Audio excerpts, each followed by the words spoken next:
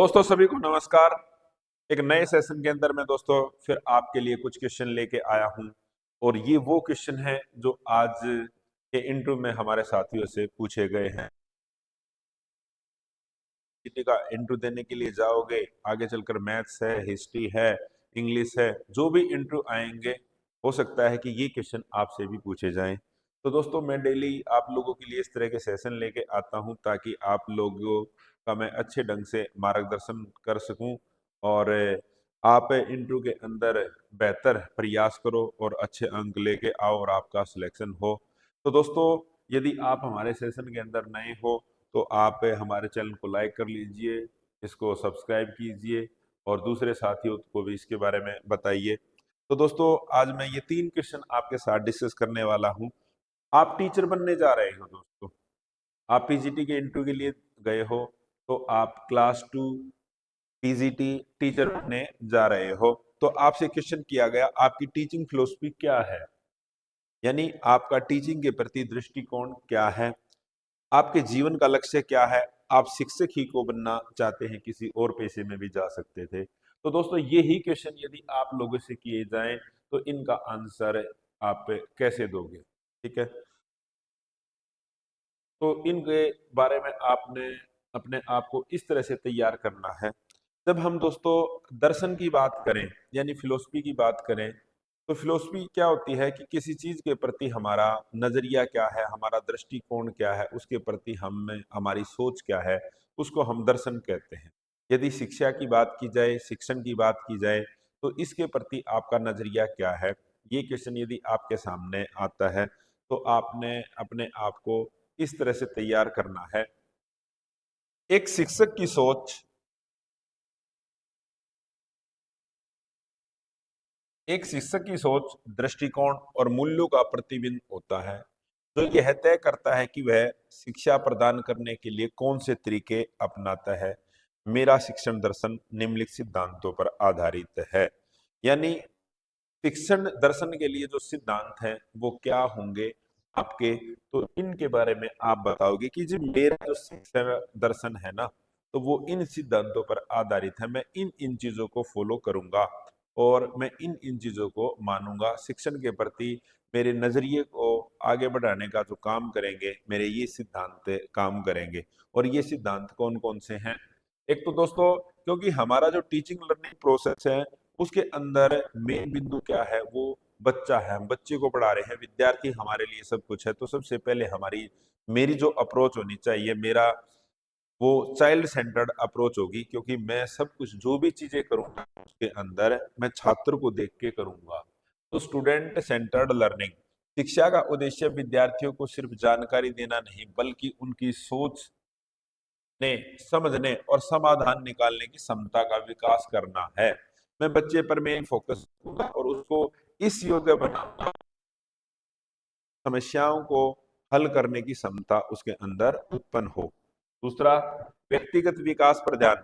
दोस्तों इस दुनिया के अंदर हर एक व्यक्ति अद्वितीय है, यूनिक है, हर एक बच्चे के अंदर अपनी योग्यताएं हैं। आप लोगों के लिए, आप लोगों में भी कुछ दूसरों से अलग योग्यताएं हैं। इसी तरह से बच्चे भी जो क्लास के अंदर होते हैं वो सभी एक जैसे नहीं होते, सबके अंदर अपनी एक अलग छुपी हुई प्रतिभा होती है और एक छुपी हुई प्रतिभा को एक अध्यापक ही निकाल सकता है, अध्यापक ही उसको पहचान सकता है कि इसके अंदर कौन सी प्रतिभा है। तो आपका लक्ष्य क्या होना चाहिए? आपका लक्ष्य होना चाहिए कि मेरे छात्रों के अंदर जो छुपी हुई प्रतिभा है मैं उसको निकालूं और उसको आगे बढ़ाऊं और उसको जीवन में एक बेहतर मुकाम पर लेके जाऊं। तो आपका लक्ष्य ये होना चाहिए। तो व्यक्तिगत विकास पर ध्यान, हर विद्यार्थी अद्वितीय है, उसके सीखने की गति, रुचि, क्षमताएं अलग होती हैं। शिक्षण को इस विविधता को सम्मान देना चाहिए। तो दोस्तों मैंने पहले भी बताया है कि क्लास के अंदर जो लर्निंग रेट होती है बच्चों की वो अलग अलग होती है, कुछ जल्दी सीख जाते हैं, कुछ देरी से सीखेंगे, कुछ के लिए हमारे कोई और तरीका अपनाना पड़ेगा, किसी के लिए कुछ तरीका अपनाना पड़ेगा। ठीक है, तो मेरी अप्रोच ये होगी कि मैं हर एक बच्चे के व्यक्तिगत विकास पर ध्यान दूंगा। प्रेरणा और आत्मविश्वास का निर्माण, तो दोस्तों जो मोटिवेशन होती है ना, वो मुर्दे में भी जान डाल देती है। यदि आप अपने बच्चों को मोटिवेट करोगे, आगे बढ़ने के लिए प्रेरित करोगे, उनके सामने एक लक्ष्य निर्धारित रखोगे, तो उनमें से कुछ बच्चे तो जरूर इससे मोटिवेट होंगे और वो आगे जाएंगे। तो आपका लक्ष्य, यदि अध्यापक बनने जा रहे हो, तो आपका लक्ष्य यही होना चाहिए, मैं बच्चों को प्रेरणा दूंगा और उनके अंदर आत्मविश्वास भरूंगा, जिससे बच्चे किसी भी समस्या का हल कर पाएंगे। तो दोस्तों, यदि आज देखो, मेरा ये मानना है, जो शारीरिक ताकत होती है वो कुछ दिनों के लिए होती है। शारीरिक ताकत इतनी मायने नहीं रखती जितनी हमारे दिमाग की ताकत मायने रखती है। यदि आप मानसिक रूप से मजबूत हो तो आप किसी भी समस्या से पार पा सकते हो, लेकिन यदि आप मानसिक रूप से कमजोर हो तो एक छोटी ही भी समस्या आपको घेर के खड़ी हो जाती है, उससे आप निकल नहीं पाते। तो इसलिए आप अपने दिमाग को मजबूत कीजिए, और मेरा भी लक्ष्य क्या होगा, मैं बच्चों के को प्रेरित करूं और उनके अंदर आत्मविश्वास भरूं। तो आप टीचर हो तो आपका लक्ष्य ये होना चाहिए, बच्चों को मोटिवेट करना है, उनके अंदर आत्मविश्वास भरना है। नेक्स्ट देखिए, सहयोगात्मक और सहानुभूति सहभागिता शिक्षण। शिक्षण एक संवाद है, यह न केवल एक पक्षीय प्रक्रिया। छात्रों को कक्षा में चर्चा और टीम वर्क के माध्यम से भी सक्रिय भूमिका निभाने के अवसर मिलने चाहिए। तो दोस्तों, हम ये कहते हैं एक सोशलाइजेशन जो प्रोसेस है उसकी शुरुआत परिवार से होती है, उसके बाद स्कूल में जाकर उसकी नींव और ज्यादा मजबूत होती है। और सोशलाइजेशन प्रोसेस क्या कहता है कि हमने मिलकर काम करना है, बच्चों को मिलकर काम करने के लिए आगे बढ़ाना है। और तब जब बच्चे मिलकर काम करेंगे तो एक दूसरे से को समझने की अंडरस्टैंडिंग उनमें बढ़ेगी। तो इसलिए यदि मैं अध्यापक बनने जा रहा हूं तो मेरा दृष्टिकोण ये होगा कि मैं बच्चों को टीम के साथ लेकर आगे चलूं, एक दूसरे से का सहयोग करने की भावना उनके अंदर विकसित करूं। Practical learning. तो दोस्तों, शिक्षा का उद्देश्य छात्रों को वास्तविक जीवन में आने वाली चुनौतियों के लिए तैयार करना, इसलिए पाठ्यक्रम को प्रासंगिक और व्यवहारिक होना चाहिए। तो दोस्तों, यदि मेरे को मौका मिले कि पाठ्यक्रम का निर्माण करना है तो मैं इस तरह का पाठ्य निर्माण करूंगा जो आगे चलकर रियल लाइफ के अंदर उनको काम आएगा, उनके जीवन को आगे बढ़ाएगा। ऐसा नहीं कि मैंने कुछ चीजें रट्टा मार कर याद कर ली, एग्जाम दिया और बात खत्म, वो मेरे जीवन के अंदर कोई भी काम ना आए। तो हमारा पाठ्यक्रम ऐसा होना चाहिए ताकि आगे जीवन के अंदर भी, आजीविका कमाने में भी उसके वो काम आए। सतत सीखने का दृष्टिकोण। हम ये कहते हैं दोस्तों, टीचिंग लर्निंग जो प्रोसेस है वो जीवन भर सीखने और सिखाने की प्रक्रिया है। शिक्षक और विद्यार्थी दोनों के लिए सीखने की प्रक्रिया जीवन भर चलती रहती है। एक शिक्षक को भी खुले दिमाग से नई चीजों को सीखने के लिए तैयार होना चाहिए। तो इसका एग्जाम्पल दोस्तों आप ये देख लेना, जब स्टार्टिंग में आप लोगों ने भी, जो मेरे एज ग्रुप के हैं दोस्तों, हमने स्टार्टिंग में तख्ती से लिखना शुरू किया, हम तख्ती पर लिखते थे। उसके बाद धीरे धीरे चीजें और आगे बढ़ती रही, हमने और चीजों को सीखना शुरू किया। अब इसी में देखिए, पहले पहले हम व्हाइट बोर्ड का यूज करते थे, ग्रीन बोर्ड का यूज करते थे, उस पे चाक लिखते थे, से लिखते थे। फिर उसके बाद व्हाइट बोर्ड आए, मार्कर का यूज करने लगे। आज देखिए हम डिजिटल बोर्ड का यूज करने लग रहे हैं, इसमें सॉफ्टवेयर कैसे यूज करने हैं हमने उन चीजों को हमने सीख लिया है। तो दोस्तों, एक अध्यापक ऐसा होना चाहिए कि उसके अंदर नई नई चीजों को सीखने के लिए उत्साह होना चाहिए, तभी वो अपने बच्चों का ठीक ढंग से मार्गदर्शन कर पाएगा।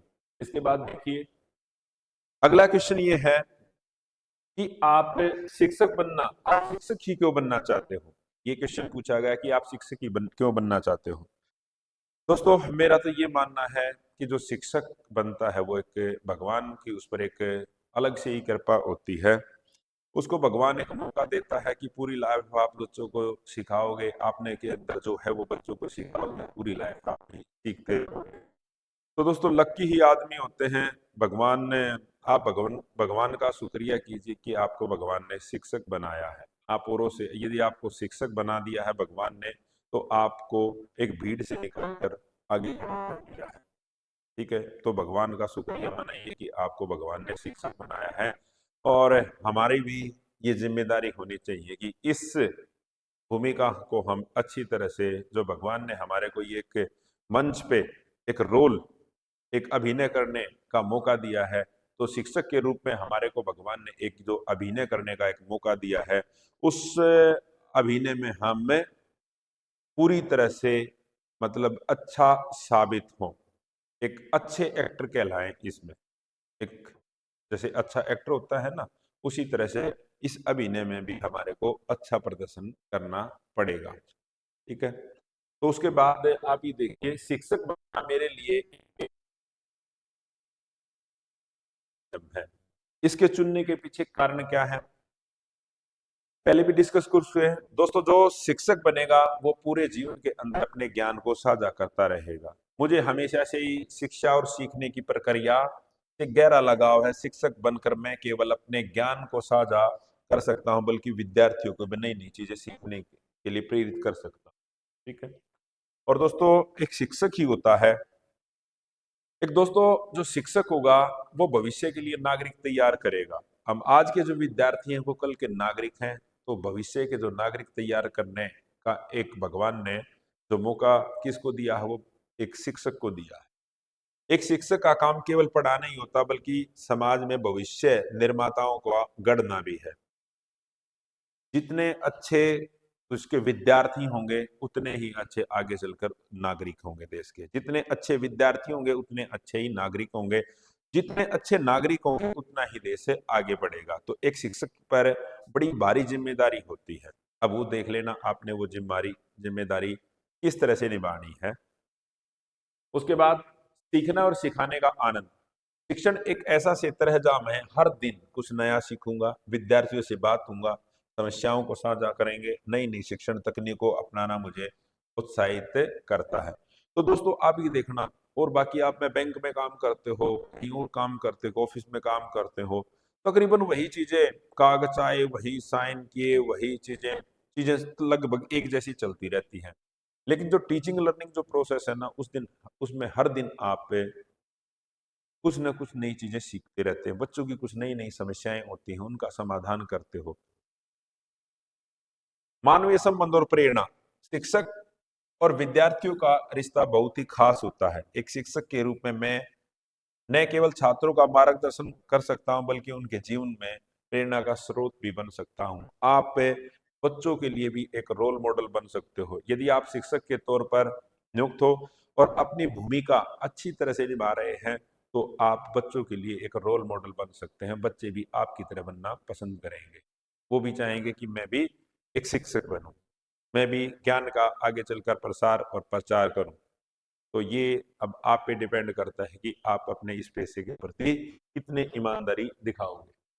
सकारात्मक बदलाव लाने की इच्छा। मुझे विश्वास है कि शिक्षा, दोस्तों जो समाज को चेंज करने की बात करता है कौन करेगा, वो शिक्षा करेगी। और शिक्षा कौन देगा, एक शिक्षक देगा। यदि एक शिक्षक अपने पेशे को अच्छी तरह से निभाता है, तो वो समाज का जो दृष्टिकोण है, समाज में जो कुछ बुराइयां हैं, वो उनको बदल सकता है। तो मुझे विश्वास है कि शिक्षा समाज में बदलाव लाने का सबसे सशक्त माध्यम है। एक शिक्षक के रूप में मैं सामाजिक मुद्दों पर जागरूकता फैलाने और नैतिक मूल्यों का प्रचार करने में योगदान दे सकता हूँ। पारिवारिक या व्यक्तिगत प्रेरणा। मेरे जीवन में कई ऐसे शिक्षक रहे हैं जिन्होंने मेरे जीवन को गहराई से प्रभावित किया। उनकी शिक्षा ने मुझे सिखाया कि एक अच्छे शिक्षक का प्रभाव जीवन भर रहता है। उसी प्रकार मुझे भी इस क्षेत्र में अपनाने के लिए प्रेरित किया। आप ये बता सकते हो कि भाई इस तरह से मेरे कोई एक शिक्षक थे, देखकर काफी प्रभावित हुआ। और ऐसा जरूर मौका आता है कि आपके जीवन में, यदि आप 10-15 टीचर से पढ़ रहे हो पूरे इसमें पहली क्लास से 12वीं तक, तो कोई ना कोई ऐसा टीचर जरूर आपको मिलता है स्कूल लेवल पे भी और कॉलेज लेवल पे भी, जिसकी कुछ चीजें आपको जरूर प्रभावित करती हैं और उनसे आप प्रेरणा लेकर उन जैसा बनने की कोशिश करते हो। तो दोस्तों ये चीजें आप एक शिक्षक बनने के नाते बता सकते हो कि मैं शिक्षक क्यों बनना चाहता हूँ। अब क्वेश्चन है, आपके जीवन का लक्ष्य क्या होना चाहिए? आपके जीवन का लक्ष्य क्या होना चाहिए? यदि आप अध्यापक बन जाते हो तो आपके जीवन का लक्ष्य क्या होगा, या अभी आपके जीवन का लक्ष्य क्या है? यदि मेरे को अध्यापक बनने का मौका मिलेगा, तो वही चीज है जो पहले मैंने बताई है। मैं ज्ञान का प्रसार करूंगा, बच्चों को प्रेरित करूंगा, नैतिक मूल्यों का विकास करूंगा, बच्चों को जीवन जीने के कौशल सिखाऊंगा। तो ये चीजें आप बता सकते हो। तो आज के इस सेशन के अंदर दोस्तों इतना ही। मैं उम्मीद करता हूं कि आपको ये मेरा सेशन पसंद आया होगा और ये आपके इंटरव्यू के अंदर काफी मदद करेगा। तो दोस्तों आपको यदि हमारा सेशन पसंद आया तो हमारे इस चैनल को लाइक कीजिए, सब्सक्राइब कीजिए। हमारे यहाँ पर हिस्ट्री के बैच भी चले हुए हैं, आगे चलकर जो कॉमर्स के इंटरव्यू आएंगे उनके लिए भी बैच तैयार हैं। ऑनलाइन या ऑफलाइन किसी भी माध्यम से आप हमारे इंस्टीट्यूट से जुड़ सकते हो। जो चीज मैंने आपको पढ़ाई है वो यदि उनकी पीडीएफ आपको चाहिए तो आप प्ले स्टोर से हमारी ऐप एडू चाणक्य डाउनलोड कीजिए, वहां पर सारी चीजें आपको मिल जाएंगी। तो आज के इस सेशन के अंदर इतना ही। और भी दोस्तों हमारे यहाँ पर सभी प्रकार के बैच चले हुए हैं, एसएससी, सीजीएल, सीपीओ, जितने भी और परीक्षाएं होती हैं सभी के बैच हमारे यहाँ पर चले हुए हैं। तो आप गूगल प्ले स्टोर से आज ही हमारी ऐप डाउनलोड कर लीजिए और तैयारी में जुट जाइए। ऐप का नाम है एडू चाणक्य। और कोई भी आपके मन में शंका है, पूछना है आपने कुछ, तो 9996406888 पर आप कॉल कर सकते हो। आज के सेशन के अंदर इतना ही। जय हिंद, जय भारत, जय हरियाणा। मिलते हैं दोस्तों एक नए सेशन के अंदर। जय हिंद, जय भारत।